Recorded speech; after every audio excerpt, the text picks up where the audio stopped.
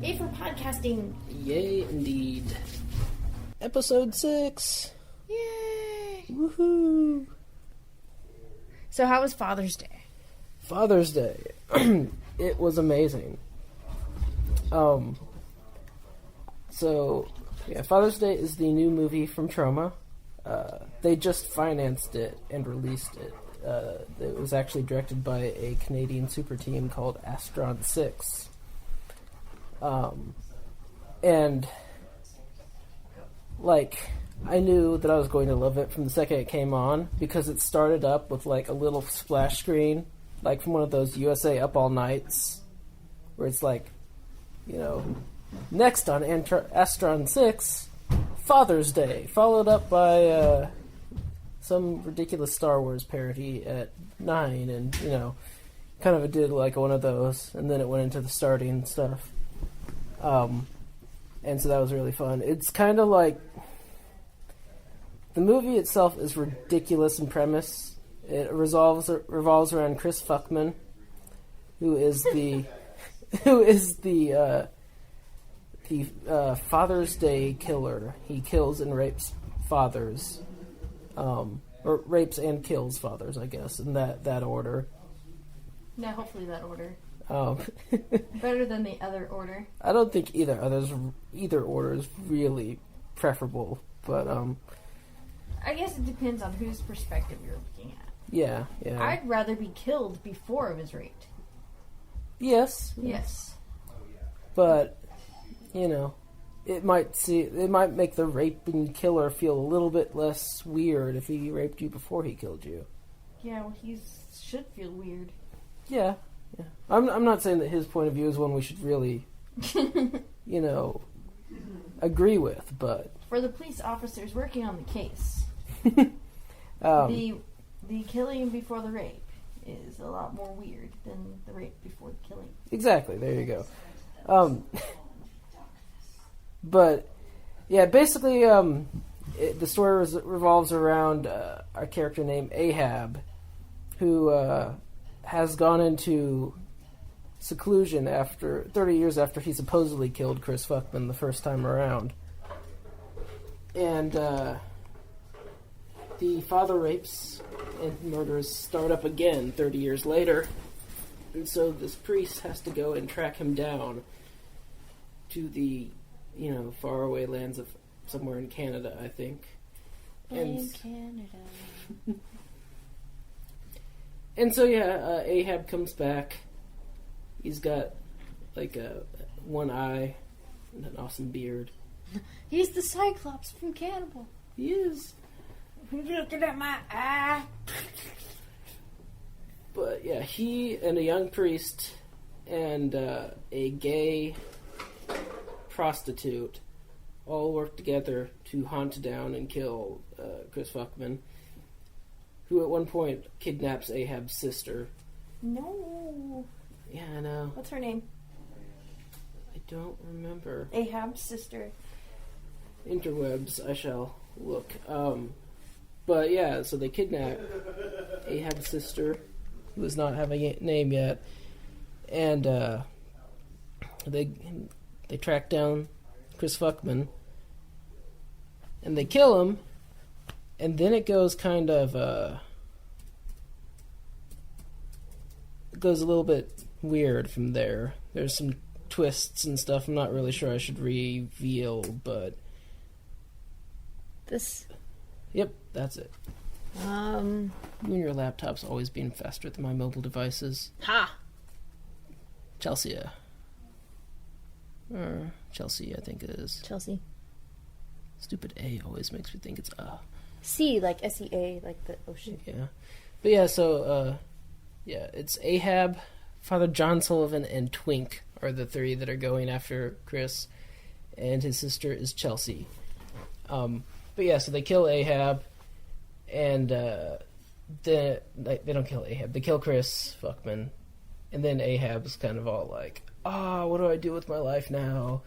And the sister just barely survived, and she's in the hospital, and yeah, like I said, I won't ruin the ending, but the idea, it's kind of like a celebration of B movies, kind of like Grindhouse was, because like they have that pitch perfect like bow, bow, bow, like really tinny old horror movie music, and there's actually a commercial in the middle of it for the movie that's supposed to be playing after it, which is like a Star Wars ripoff.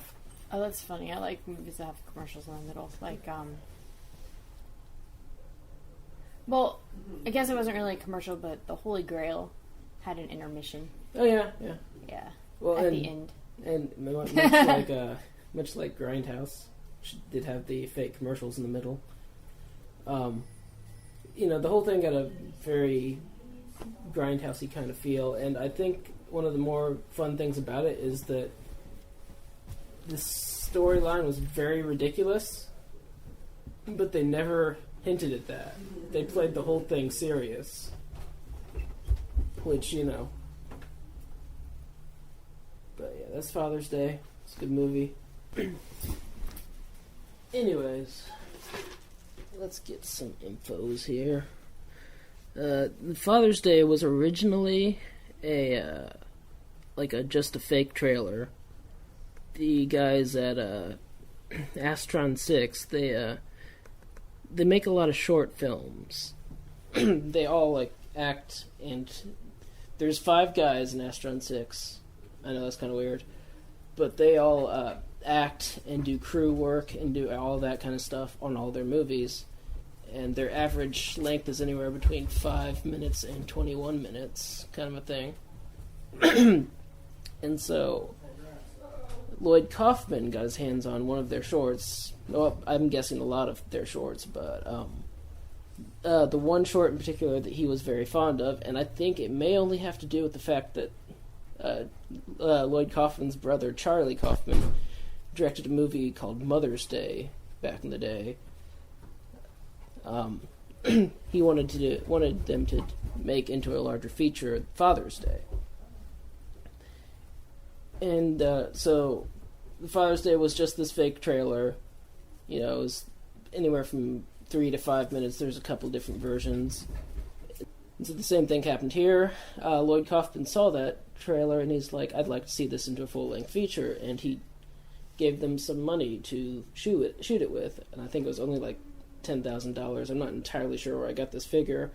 I've been to a lot of Troma-related stuff the last few weeks or so, and that number stuck in my head for some reason. But, so yeah, Troma helped finance Father's Day, and it took a good couple of years. I think it was supposed to be out officially 2011, and it was touring, I think, last year. Theaters here or there and the other. But it finally came to DVD and Blu-ray this most recent Father's Day, which is, I think, was like July. So that is where that lies.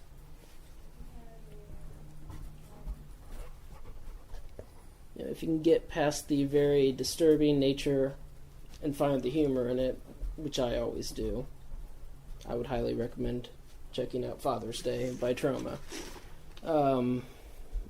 You're probably not going to run into it at your average store. The Troma store online is probably the best bet. I found it at the festival circuits. Got it at Dragon Con in Atlanta. They also had it just this weekend at the Horror Hound convention that I was at. But yeah, Lloyd Kaufman has been finishing up the Return to Class of Nukem High, the 4th movie in the trilogy. Much like Citizen Toxic Avenger 4 is supposed to be the best sequel to the Toxic Avengers.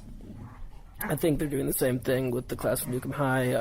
Class of Nukem High 2 and 3 really were not directed by Lloyd Kaufman per se. They were kind of...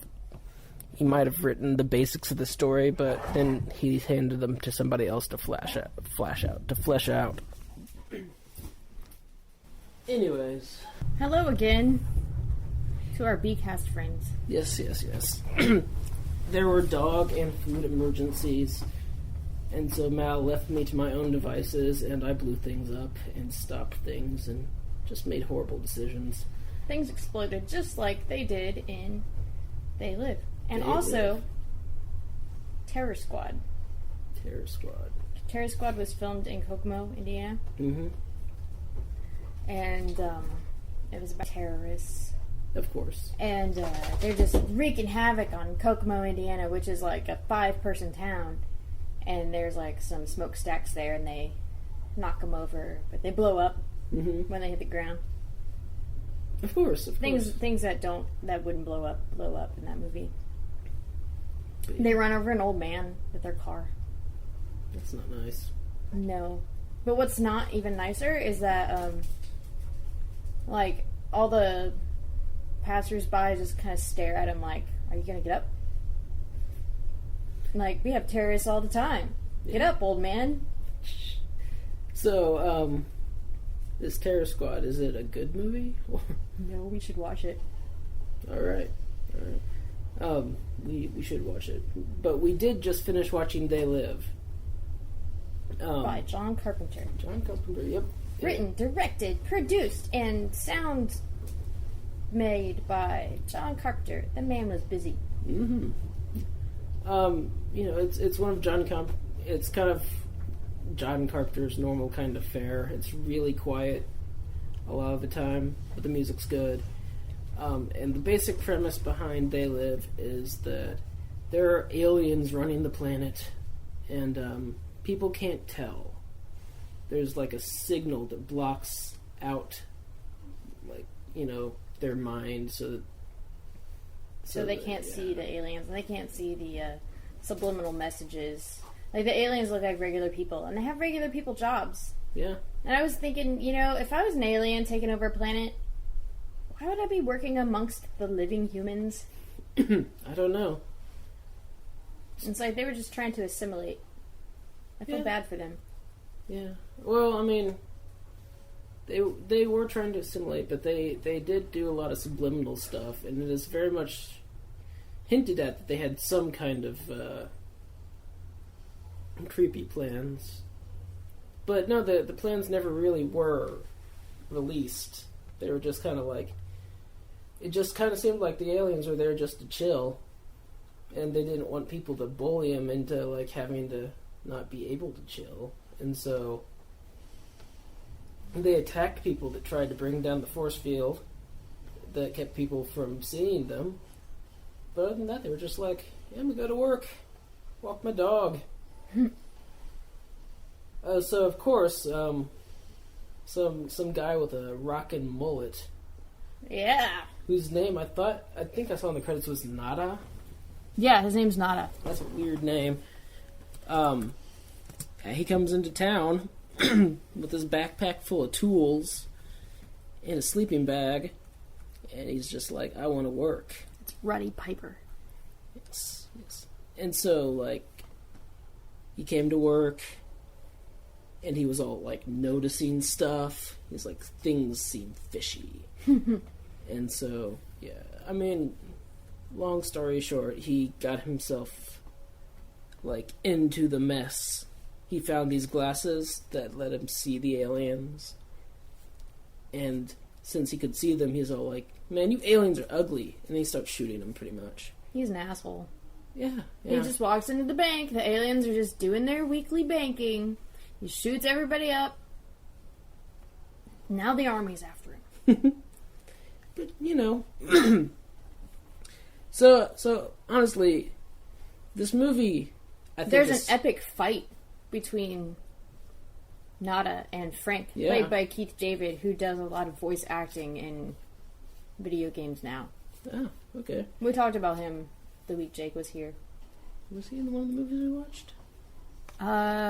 No, but he was talking about, like, he does the voice Call of Duty stuff. Yeah, that's that guy. Wow. Yeah, that's that guy. It's way before he, like, got kind of old creepy looking. Mm-hmm. Yeah, they totally fist fight for a good 10 to 15 minutes. Mm-hmm. Over whether or not Frank is actually going to put on the glasses so he can see what stuff's going on.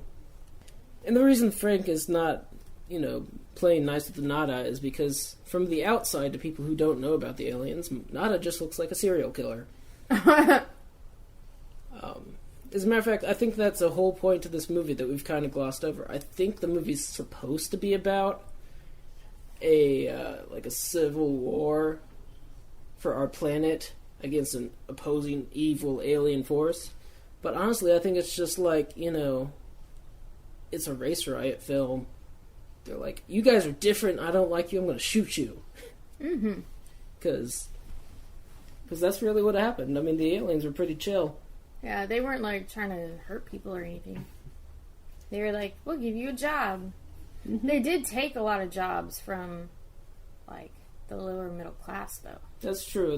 They were adding to the poor. The goobacks. The goobacks. Yeah, the goobacks. All right. From South Park. Oh, is this actually something from... I need to start watching South Park so I get your references. You should. You should watch them all. There was an interview with Trey Stone. Trey Parker. I don't know why I have so much trouble with this. On the Father's Day DVD, it doesn't really have anything to do with Father's Day. It's just Lloyd Kaufman is friends with Matt Stone and Trey Parker. And so every now and then they're like, let's interview them, because they're our celebrity friends. And so, yeah. But yeah, they just talk about random stuff. Just kind of like us. Yeah, pretty much. So we went to Dragon Con. We did. And that is why this episode is 2 weeks late. Yeah. Or a week late. We recorded one, kind of, while driving home. Yeah, but my car kind of doesn't do a very good job at filtering out the outside noise.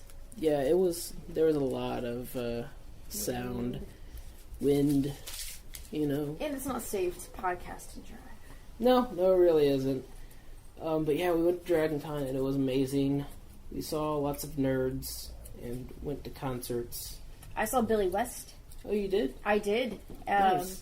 If you don't know, he's the voice of Fry. And he sounds like Fry. For real, that's his real voice. He doesn't do a voice for Fry. So that was cool. And the guy who does Yakko Warner's voice from Animaniacs was also there. Oh, that's cool. His name is Robert Paulson. What? His name is Robert Paulson. That is awesome. His name is Robert Paulson. Yeah. Robert Paulson is a voice actor. And he is in everything. He's in Biker Mice from Mars, Batman: The Dark Knight Returns Part 1, Ninja Turtles. In 2012, he's Donatello, and in one of the older ones, he was somebody else. So he actually joked about how in another 50 or so years, he'll go around and do the other two turtles. Finish them all up. Yeah. God, he's in so much stuff. Everything. I'd like to point out that Biker Mice from Mars is in pre-production for a later date. So apparently I think it was in the old one remaking too. That. He's in Cat Dog. Cat Dog? Wow. Actually got a recording of him doing the Countries song that Yakko did in Animaniacs. Oh, that's cool. Yeah. It's like the Mexican hat dance tune, but he names all the countries in the world. Nice. Yeah. And he did it from heart. It was awesome. He just knows the song. If I were a voice actor, I would probably just read it off the page, but I would not remember that whole song. It was insane. Well, that might be something he's really famous for. Yeah. Who knows? I know it was my favorite thing that the Animaniacs ever did. God, he's in everything. Gargoyles. He was in Biker Mice from Mars, the original TV series. Yep, I figured as much. Freakazoid. Man. The Land Before Time 3. Well, he was Spike. Spike didn't have any words. Well, maybe he was the one that made the little... I can see that. That's a whole day's worth of stuff. I could do that. I'm always making strange sounds. He got paid for that. I know, right? Oh, he was Raphael in the original Ninja Turtle series, and now he's Donatello. And, give him 50 more years and he'll do the other two. That's right. That'd be pretty awesome. They should just have him do all four at once. Just different inflections in his voice. It's like, I'm a professional voice actor. I know how to do my job. In Lay Before Time 2, he was Spike and Chomper, both of which had no lines. So that's fun. Who's Spike? I thought Spike was the little thing. No, that's Petrie. Spike is the Stegosaurus. Okay. Ducky's brother. Okay. Interesting. Yeah, I remember very little about The Land Before Time. He was the one that when Ducky flew off the tree, his little foot was trying to eat the leaves off this really springy tree, and she was up there, and he let go, and she went, "Wah!" and landed into a little patch of grass, and there was an egg. Mm-hmm. And the egg had been abandoned, and it hatched right in front of her. And she's like, "Oh, I'm adopting you as my brother because your mom abandoned you." And then in one of the sequels, he does say one thing. He says Ducky, and then he doesn't say anything ever again. All right. Ever. You know an alarmingly large amount about these movies. I do, because I had little sisters, and my oldest little sister is 7 years younger than me. Nice. So I have seen all of them. Well, in all fairness, I do remember going over to your house and seeing that you had all of the sequels. I'm like, good lord. Holy crap. The lesson today is that if you want to work in show business, be a voice actor. Yeah, be a voice actor. They apparently are in everything. There's a website called iwanttobeavoiceactor.com, and it tells you everything that you ever need to know about being a voice actor. So go there. Exactly. He actually recommended it. What else? Batman and Robin were at Dragon Con, and I guess since they're old, they always had their crap in the morning, so I never got to see it. Yeah, so Dragon Con was fun. I was at Horror Hound weekend yesterday. Horror Hound is a lot of fun. It's a local indie con, because there's a magazine called Horror Hound. I think they're out of Indy. But, Did you see Jamie Lee Curtis? No, she's not going to be there till November. Oh, November? Yeah. Okay. So, Jamie Lee Curtis. Yeah, sure. There's another one in November, which I plan on going to. And Jamie Lee Curtis is the guest of honor. I guess she does not do horror cons. Ever. Very much. So. Ever. This is the first one she's ever done. And the only one she'll ever go to. Unless she changes her mind. Well, then that's pretty cool. Yeah. But yeah. While I was at Horror Hound yesterday, though, I did run into Joe from Harley Poe. And he says that they may be getting to play at the November show. Very cool. If you don't know, Harley Poe is they're a local band, but they play horror songs. Yeah, they've got kind of like a folk sound, but they make songs they're kind of like story songs, and they're reminiscent of the old monster movies. Some of them are kind of other stuff's kind of like more newer movies, but they've got a song about a man whose girlfriend is a werewolf. They've got a song about The Exorcist. And they've got they've got several songs about vampires. It's just there's a lot of horror music out there, but I really like Harley Poe. I highly recommend them, because most of these other bands, they might have one good song, but that's about it, in my opinion. They might be considered folk music. Maybe, but they don't stick to any specific show, though. I mean, it totally could work, but I think most folk stuff is songs based on Serenity or Star Trek or stuff like that, and they're all over different horror themes rather than specific shows. Well, maybe. Just like B movies could be any B movie. Yeah, I mean, Folk music is probably everything that's nerdcore. fair enough. Filk is something that they have at Dragon Con. Yeah. And it was a misspelling of folk once upon a time. And the people that were doing it were so geeked about that name, they just kind of kept using it. And to the current date, Filk is any kind of music based on a sci-fi, horror, or something like that, based on like a TV show or a movie. But yeah, so I highly recommend Harley Poe. They have, if you're in the Indiana area, they have a tour starting next month for their Halloween stuff. They pretty much like to, they like to do stuff for Halloween because they have a horror focus. So they'll have at least one show here, and then they'll be hitting up a couple of states around the area. So you should go out and see them if you get the chance. But yeah. See what else happened at the HorrorCon yesterday. I ran into the Zombie Rights Campaign people, and I was very happy about that.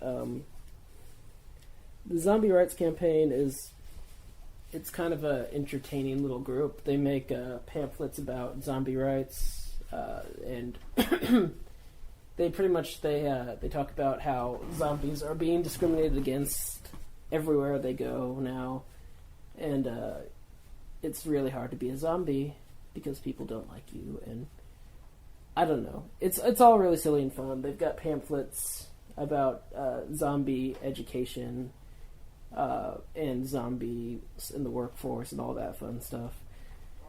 But where I know them from is they have little zombie bracelets. Those those Live Strong bracelets that everybody wears. They have ones that have Zombie Strong on them. And I've been wearing one for the past 3 years or so, and it's really worn down. So I was happy to see them yesterday, because that way I can buy more bracelets, and I can have Zombie Strong bracelets that aren't half worn off now. But yeah, it was really fun to see them. I got my hands on a great deal of maybe not necessarily all B movie films, but a lot of horror films. I got a bunch of Tromeo movies, including the 10th anniversary Tromeo and Juliet Blu-ray. And Tromeo and Juliet is probably one of Troma's more famous films, behind the Toxic Avenger. It is Lloyd Kaufman's own retelling of the story of Romeo and Juliet, with all kinds of, incest, nipple piercing, and head smashings, the way Shakespeare intended it.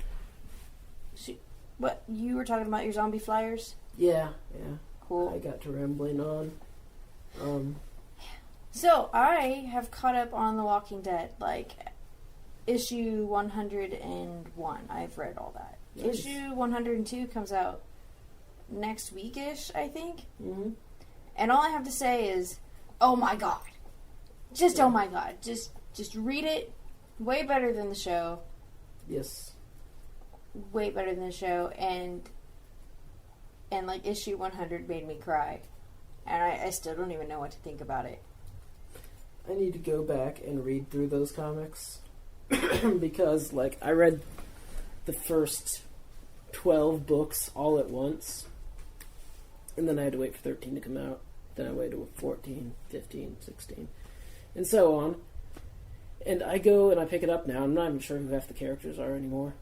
Well, they got, a different artist over the years, too. So, I was actually reading the first ones again, and I was like, who is that? Oh, that's Rick. Yeah. He looks so different now. But yeah, it's been too long since I've read through them. I'm stuck in the middle of 15, I think, and I need to get to 16, and I'm guessing that issue 100 is past 16 at some point, so... Yeah, it is.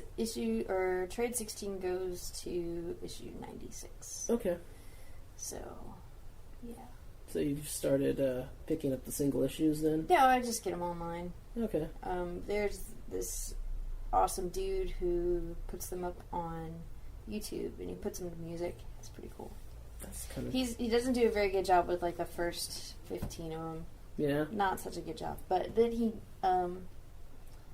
gets, like, a high-def camera, and he does some awesome stuff. Like, he'll show, like, one panel at a time instead of a whole page at a time, so you can really see it. That's kind of cool. It's awesome. And, you know, I understand not being right for the first couple of times. Yeah. Like all things. Except our podcast was great in the beginning, and now it sucks. It's just learning pains. We have a roast issue. A roast issue. A roast issue. And we've had some scheduling issues. Yeah. Darn that Dragon Con getting in the way. And then giving us jet lag even though we drove. I've been jet lagged all week. So, Dragon Con. I got to watch... there was a B-movie panel. Mm-hmm. And I got to watch Mega Python versus Gayroid. Mm-hmm. So hilarious. So hilarious. And, like, the whole panel was just, like, MST3King the whole thing. Nice. So, if you don't know what that is, it means yell at the screen because it's hilarious. But it stars 80s pop star sensation Tiffany. And I talked about this on the car on the way home, but I'm pretty sure that I'm not going to use that part. Yeah. 80s pop star Tiffany isn't everything. She is in all of these asylum films made for straight for TV sci-fi channel originals.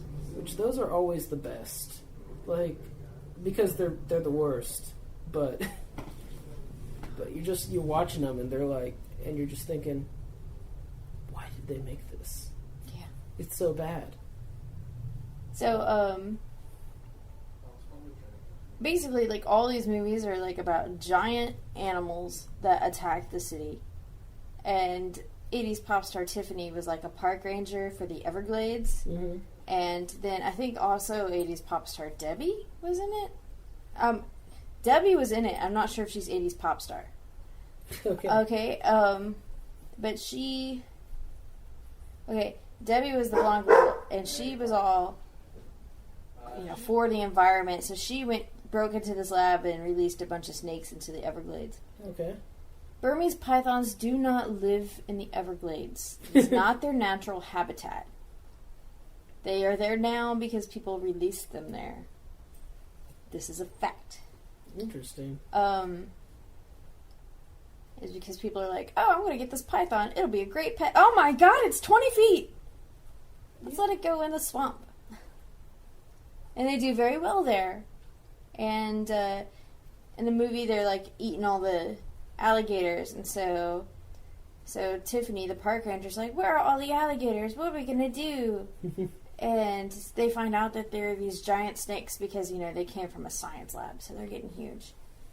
And she's like, oh, we need a bigger gator to counteract the giant pythons that are wreaking havoc in the Everglades. And so she goes to this, like, bodybuilder guy who works at a college, and he's like, oh, here's these new steroids that we're working on. And so she gets, like, 50 boxes of these things, fills up some dead chickens with him, throws them out into the Everglades.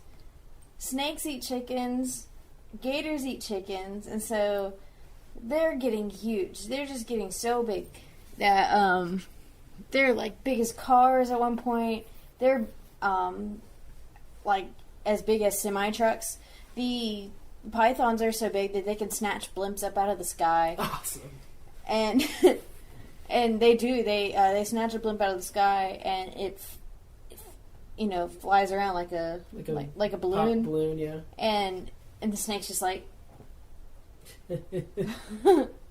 I'm waving my arm back and forth. You can't see it because this is not a video. Yeah, I love that premise because when you have a big snake problem, what you really want to do is roid up some crocodiles. I mean, that seems like a solid plan to me. It makes me think a little bit of D-War. Did you ever see D-War? No. It was Dragon Wars, but they called it D-War for short because, it seemed more street, I guess. I don't know. Oh, yeah. And like ID4. That doesn't make any sense. yeah, it doesn't. But now it's common vernacular. Yay for that. But Dior was pretty much this movie about these two giant snakes fighting. They were dragons, technically, but they didn't actually turn into real dragons until after one of them died. And it was just a horrible movie. But, kind of fun. So that'll be good. Hopefully Walking Dead will be more good. Yeah, I feel like you've got the most conflicted relationship with that show of anybody I've ever met. Because, you're all like, I hate it, but it's coming on, and I hope it'll be good. If I was like, I hate it, I wouldn't watch it. And, I'm not even like that, but I still don't watch it because I'm watching so much other crap. Yeah. No, I love the comics so much that I just want it to be good. And it doesn't have to be like the comic, it just has to be good. Mm-hmm. Because it's a great story, and, I don't care if, they go to the prison, and I don't care if, different people die or whatever. I just want it to be good. They've already done so much. They've killed off characters that are still alive in the comics. Yeah. They've made new characters that aren't even in the comics, and I'm okay with that. It's kind of a different story. It's alright. Just make it good. Yeah. I feel like I don't connect with any of the characters at all. At all. And, how many times are you going to go to tell Carl to go get back in the house before you teach him how to shoot zombies? Yeah. In the comics, that's the first thing they do. They're like, Carl, there are zombies. Here's a gun. This is how you use it. Don't fuck up. Yeah, pretty much. Carl's not bad in the comics. Also, bit of an aside, the Walking Dead games on the PS3, 360, and PC by Telltale. It's one game, 5 parts. The first 3 are out now. Oh yeah, I played the first one. It was pretty good. They're all amazing. They make you really feel for the characters, and some of them die, and it kind of really messes you, and it hits you right there. And that's happened in both episode 2 and episode 3 recently for me, because there's just oh my god, I can't believe they did that kind of stuff. And it's so there's really great stuff attached to The Walking Dead to check out. The comics are amazing. Apparently the show's not that great. A lot of people like the show. I don't understand why, because there's so much better stuff on TV, like Breaking Bad and Mad Men and The Newsroom and Holmes on Homes. Did you say Holmes on Homes? Yeah, it's about a guy that renovates homes, because he goes in after somebody tries to renovate on their own and they fuck up. Better than The Walking Dead. Well, Food Network's Chopped. That's better than The Walking Dead. I disagree. I cannot watch TV shows about food. I don't understand why people like that. It's a contest. You have to see who can make the best meal out of these random ingredients that they give you. They're like, here's spaghetti, walnuts, and something off the wall, pink pepper. Who knows? And you have to make the best things. They're like, you have to make a dessert out of udon noodles, plums, and caramel corn. Have at it. I don't know. I think I don't like watching people compete. I feel like it brings out the inner douchebag in everybody. And I just hate them all. And I want them all to fail. Yeah. I'm a very odd person. So, yeah. But, I don't know.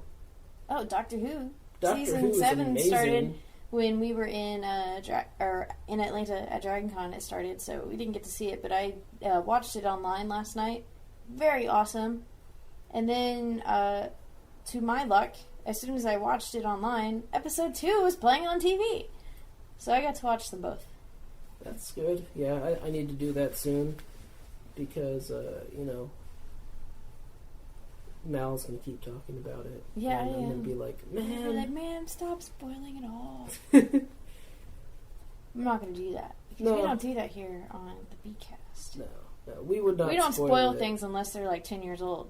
However, I do follow enough Doctor Who stuff that I will keep getting little spoilers and be like, ah! Why? So yeah, I'm gonna try and catch up on that soon. I was all upset in the beginning because, like, the pawns are having marital issues. They are always having marital issues. No, like, legit marital issues. I'm gonna have to watch it. They're supposed to go though. Like they have a new companion before this season's even up. Yeah, but this season's only in episode 2, so we have a little bit more time with the pawns. I'm sure they'll make a few comebacks because their kid plays a pivotal point in the show. There you go. Yeah.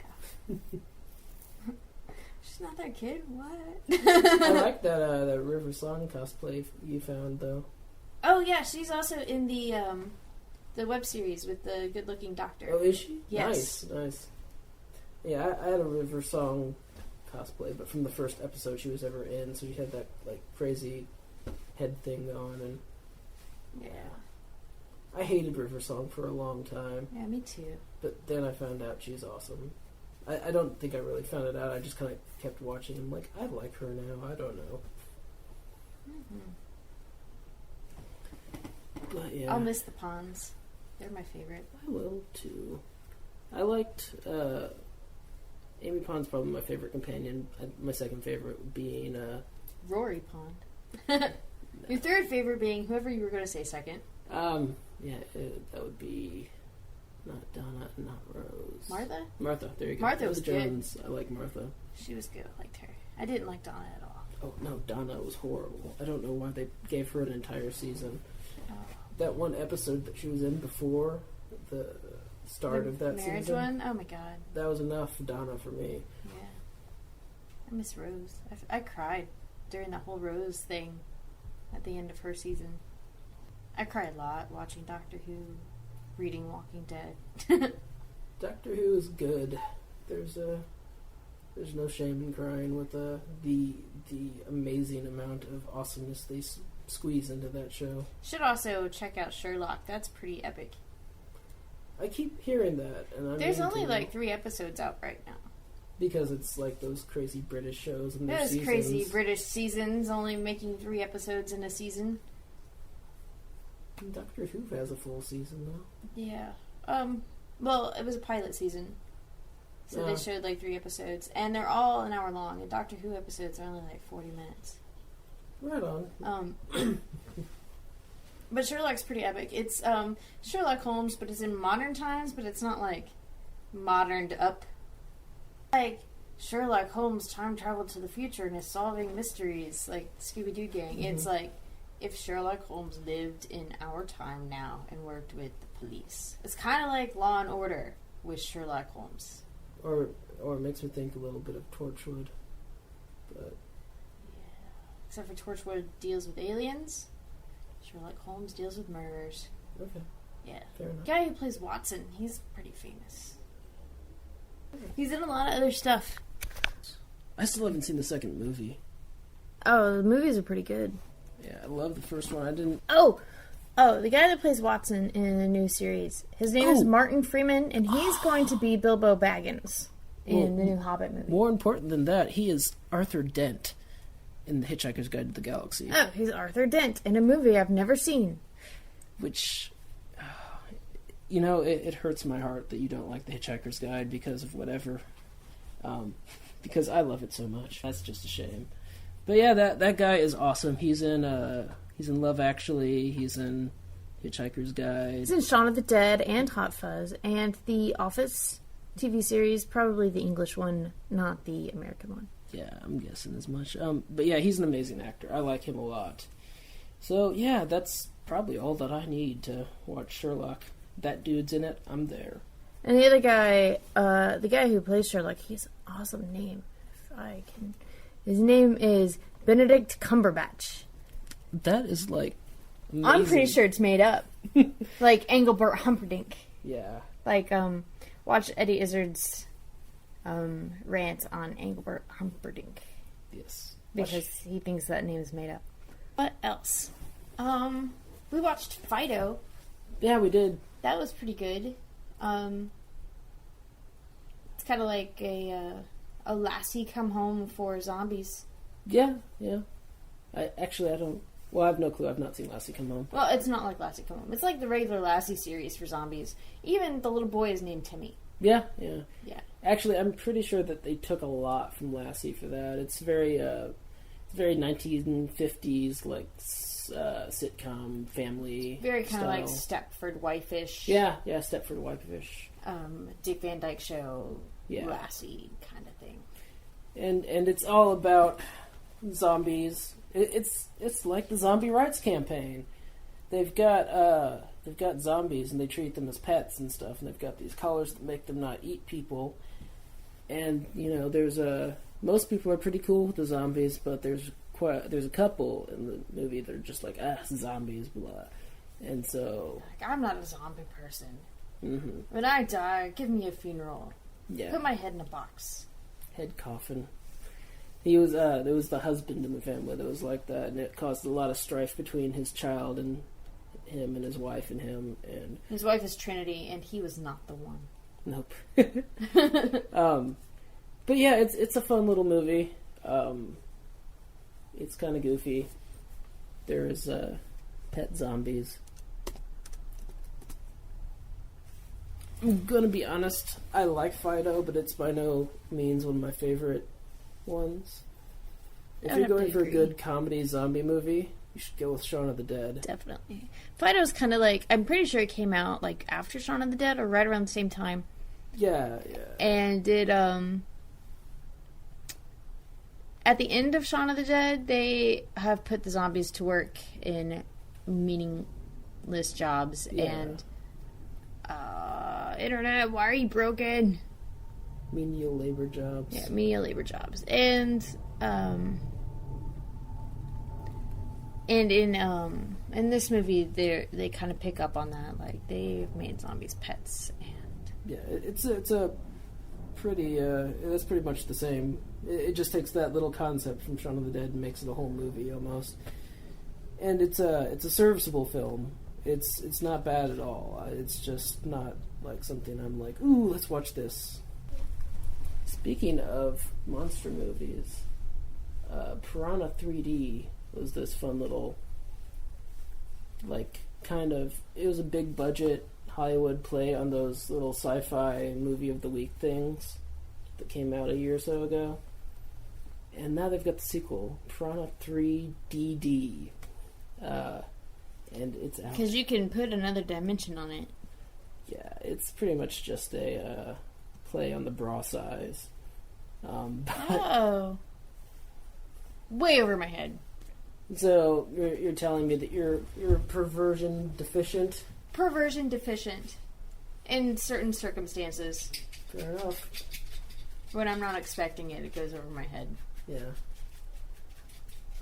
Yeah, I guess, I'm pretty fluent in perversion, so, yeah, I don't have that issue. That, and if you ever watched the trailer, every time the double D part was brought up, it was followed by a girl in a bikini with floppy boobs running. Oh. So, But yeah, that's out on Blu-ray, and I plan to pick that up. Kevin Smith has a podcast series. What? And all the time he does these ones where he's live at shows, and he's like cursing his head off and doing like interesting, unique curses. And so sometimes we'll have sign language interpreters, and he'll get so fascinated because like he'll have them signing stuff like small penis or there's this thing that he always says now, which kind of drives me crazy because it doesn't make any sense. Ear pussy. Ear pussy? Mm-hmm. He says that he's going to put some. Because that's the only way not to get STDs is to have sex in the ear. No, he's just like shove a little podcast in your ear pussy. It'll be. I don't know. It doesn't good make to your any brain. sense. Yeah. It makes perfect sense. But so he'll be like saying this stuff, and he'll get like distracted watching the sign language people try and make sense of the stuff that he says, and I want to see a video podcast of that for like 2 hours. That's our show for this week. Yes. Sorry, it was terrible. We will see you again next week. Yes, thank you for listening.